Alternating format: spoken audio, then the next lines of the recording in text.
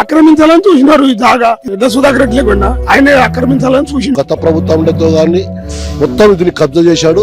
జీవితంలో అనుకోలేదు అవుతుందా ఇది ఉంటుందా అసలు ఇక్కడ ఏంది దీని పరిస్థితి తెలియదు మాకు. ఇంతకుముందు అసాంఘిక శక్తులకి నిలయంగా ఉండేది ఇది.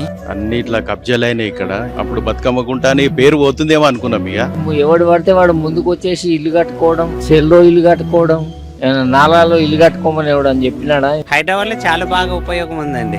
ఎందుకంటే కబ్జా అయిన చెరువులను మొత్తం కాపాడుతున్నారు ఆయన. ఆయన కూడా చాలా మంచి పని చేస్తున్నారు. ఎందుకంటే ఇప్పుడు కాలువలు అవి మొత్తం మూసుకుపోతున్నాయి.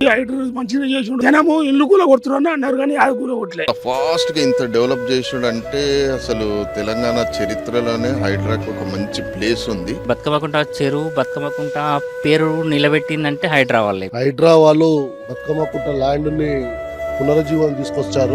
మొత్తం అడవి తీరుగా ఉండేది ఇదంతా. మొత్తం కదరకుండా ఉండే, చెత్తకుండా ఉండే, ఇటు రావాలంటేనే గలీజ్ గా ఉండే. ఇంతకుముందు అయితే వరస్ట్ ఉండే, అడవిలాగా ఫారెస్ట్ లాగా ఉండేది. ఇప్పుడేమో చాలా బాగుంది. అది ధన్యవాదాలు తెలియజేస్తున్నాము. అదే విధంగా అప్పటికి ఇప్పటికి చాలా మార్పు ఉంది.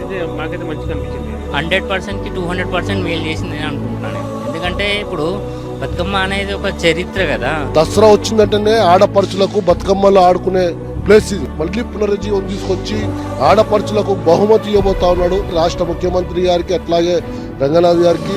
వారికి ప్రత్యేకమైన అభినందనలు తెలియజేస్తాను.